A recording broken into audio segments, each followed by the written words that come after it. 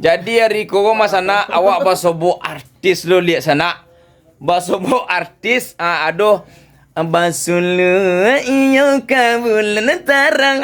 Itu lagunya pertama nopo viral mas sana. Itu pertama viral lagunya. Basulu iyo kabulan tarang. Ala tahu sana siapa orangnya palun kolah. Ikolah sosok seorang artis muda kita nanalun babini. Acuk dinte jando konyo Cumanya ngaduin ni orang nak mau tapi kalau jando gas nyo kan. Aku nya sana namanya Pinky Prananda. Siko nakan. Mama katanya nakan lah. Boleh ya. Baalo sosokkan dan kisah perjalanan karir kan go kok sampaikan masuk di dunia entertain go. So sabalun aponyo sabalun mak loncik ketok-ketokan go. Yo pernah manjo sawah yang makan lagi kan jadi artis go. Enggak ya. Pematim pemiriang deh ya. Cuman pernah jual Honda yang pembelian surang pernah. Oh, manjo Honda pembelian surang pernah ya.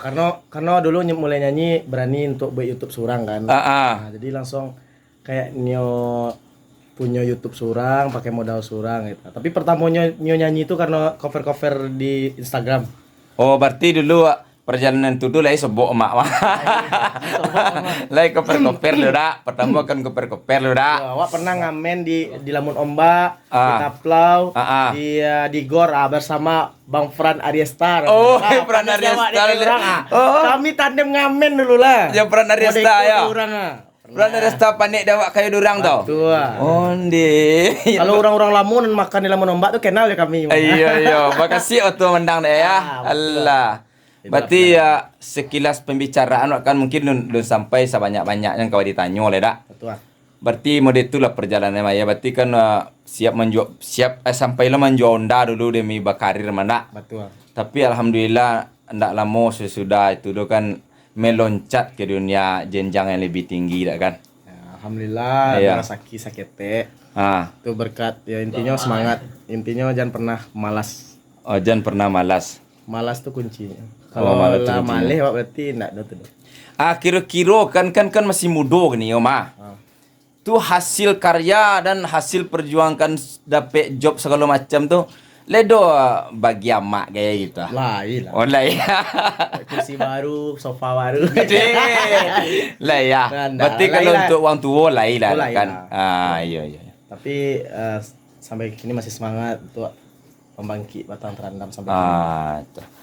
Yalah mode itulah pembahasan seketik sana berarti Pinky Prananda memang hasil kerja kerasnya sampainya menjonda dan dengan keinginannya bisa jadi artis sana. Sebagian kan banyak artis-artis go banyak wak tanyo sisi karirnya kadang-kadangnya mengamen gitu. Kironya Pinky Prananda pernah lo ngamen. Wak pernah lo mengamen. Oh dah lah.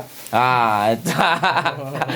Ayolah sana mode itulah sana doa awak untuk Pinky Prananda tetap rendah hati, panjang umur, murah rezeki, senang di dunia, bahagia lo di akhirat. Gua lo bah emang ko apa tu? Mangko panggil mama ke Bang Panju. Nyo memang sasuku jawab.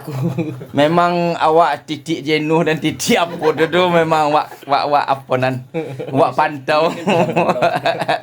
Sungguh sampai sambo lah. Iya, sungguh sampai sambo lah. Pernah mamak buruk aku tunggunya tetawir turun ke bawah. Oke lah sana. Nyo kepai lo lah. Nyo keciknya awak ke bini orang dak tapi ke jando gas mak. Lah. Assalamualaikum. Aduh tuh.